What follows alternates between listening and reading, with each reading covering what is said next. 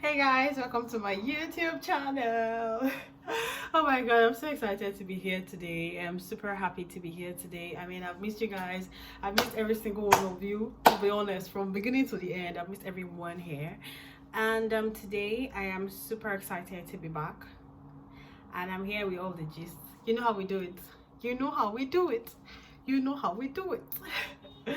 Well guys, today is a Sunday and I am planning to release this video today.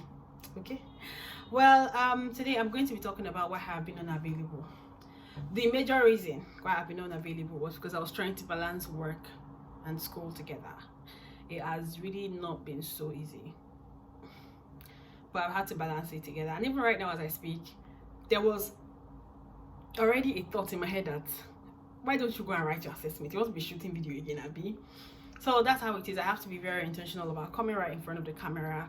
Even showing up on Instagram is a whole chore for me these days, but I have to just do what I have to do because this is one thing I'm very passionate about and something that I find very, very interesting. And for someone who looks, towards building her YouTube channel, this is not negotiable. Okay, welcome back today, you guys. Today I'm going to be talking about navigating the United Kingdom as a single woman. Today we're going to be doing singlehood edition. If there's one thing about moving abroad as a single person, it is the fact that there will be so many things that you'd have to find out for yourself. Number one, you would have to love your own company. Moving over here has taught me that I have to love my company. I realized that there were things that made me happy, like by myself in my space. I realized that there are things that makes me happy because the truth is there are so many people who want to take advantage of your space, and if you allow them, premium tears. I mean, the world is moving and wait till we are moving, but the truth is that the people in the world didn't care about you.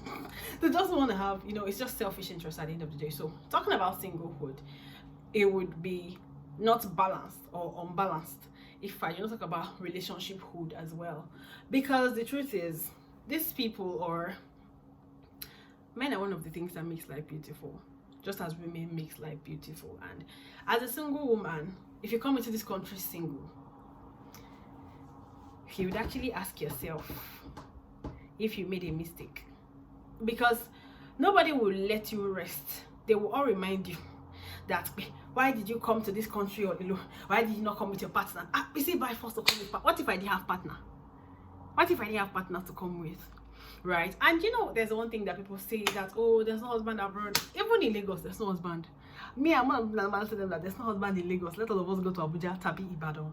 But even here, you hear people say things like, there's no husband in the UK, there's no husband in Canada, there's no husband in the US. I personally do not believe that there's husband in any particular location. If you want me to dissect that topic, I will dissect it down for you. But yeah, singlehood makes you want to look into new interests.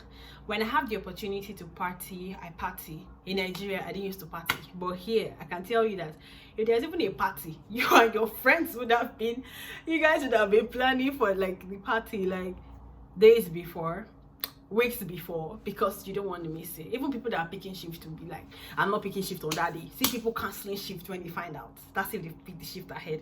So yeah, you have to be very intentional about your social life in this country. Unlike in Nigeria where you're fine, whether you have information or not, you're fine. Over here, you live based on information, like not like living, but like you need to have someone who gives you first-hand information about everything or anything that happens in this country. You really want to be there. You really want to know what's up.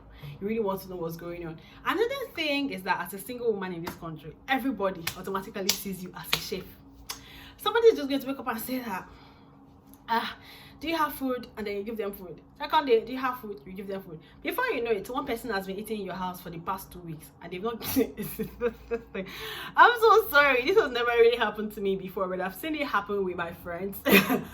And it's not something easy. I mean, this is not because people they don't have money. They just see you as the girl. They friend zone you.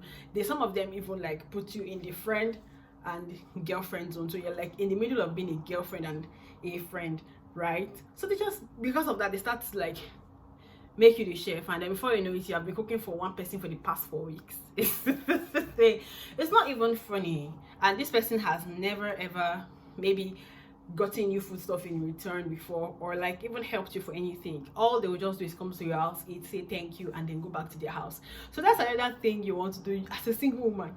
You want to protect your space, like so selfishly. You want to protect yourself and guard your heart. Very, very importantly, another thing that I feel like has been very common with being a single lady in this country is the fact that every single man that walks up to you in this country sees themselves as, you know, how do I put it? They make you see it as a privilege that they're asking you out. A guy is asking you out and is making you feel like, you know, that there's no man in this country. Uncle, who is looking for you? From where to where? Can you shift back? Can you please shift back? Elson, who is looking for you before? You know, and then everybody wants you to feel miserable because they feel like you do not have a partner. And everybody else wants you to feel like they don't need you. You're the one that needs them. I'm talking about the men, for example. Like, in fact, not the men, for example. The men, actually. They make you feel like you should feel happy that they have come to ask you out. So you better say yes before they change their mind. And you know, it doesn't work that way, because there are so many amazing men out there. And in this country, I've met my spec, I've met my non-spec, I've met the what that is, you know, and there's so many things, right? And lastly, I think one thing you want to inculcate into your life as a single woman in the UK is discipline. Discipline, I cannot overemphasize it. You have to be disciplined. Your time, your money, your circle, your people, your career, your life. You want to inculcate discipline on every single aspect. Like, you want to be disciplined. Like, you want to really be very sure of what you're doing, because it's very easy for you to go wild here. It's very easy for one person to just put one thing in your head, and because there is nobody for you to talk to, because you might be calling your friend and your friend is on shift. Hi babe, what's up? Babe, can I call you back? I'm on shift, 10-hour shift now. And you can't blame them. At the end of the day, everyone is trying to earn a living. Everybody is trying to be fine, right? So at the end of the day, you just have to be disciplined. You have to be able to seek counsel from people that you trust, and not just from random people who you feel like would have the best advice for you. You have to always use your head. And lastly, you always have to remember where you're coming from as a single woman abroad, because it's very easy for you to slip into depression. It's easy for you to allow depression to determine how you're going to feel about a particular thing. So you have to always remember where you're coming from. Remember that this is not your fatherland. Your fatherland is somewhere else, right? Lastly, I'm going to say, I don't know if I've said this before, but be very intentional about friendships. This video is getting too long, and I don't want it to get as long as it's looking like it's going to get long. So be very intentional about your friendship. Take it very seriously. Take it very seriously. It is not a joke. It is a very serious something. So you want to be very, very, very sure about your friendship. Link up with people on social media. It's not compulsory that you see somebody. You are very likely not to run into anybody in this country. So if you see someone who is like in the same environment as you are, oh, this person lives in London, I live in London, she lives in Bradford, I live in Bradford, she lives in Manchester, I live in Manchester. Hook up.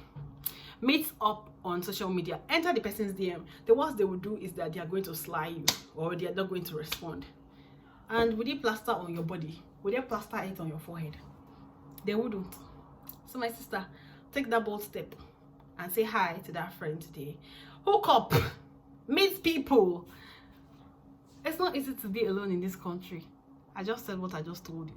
This advice is for free of charge. For free of charge. Alright guys, I finally come to the end of this particular YouTube episode. I hope that you got a thing or two from it. Till I catch you guys later. Bye.